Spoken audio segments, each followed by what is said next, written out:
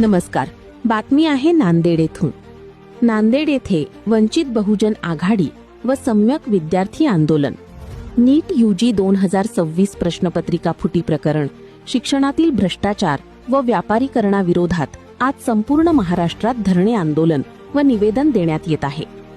सम्यक विद्यार्थी आंदोलन व वंचित बहुजन आघाडी नांदेड जिल्हा कमिटीच्या वतीने नीट यूजी 2026 प्रश्नपत्रिका फुटी प्रकरण, शिक्षण क्षेत्रातील वाढता भ्रष्टाचार तसेच शिक्षणाच्या व्यापारीकरणाविरोधात विविध मागण्यांचे निवेदन निवासीय जिल्हाधिकारी साहेब नांदेड यांना देण्यात आले. यावेळी सम्यक विद्यार्थी आंदोलन व वंचित बहुजन आघाडीचे कार्यकर्ते आणि पदाधिकारी मोठ्या प्रमाणात उपस्थिती होते.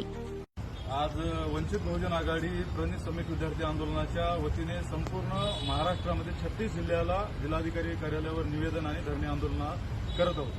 त्याचाच एक भाग म्हणून आम्ही नांदेडचे जिल्हाधिकारी साहेब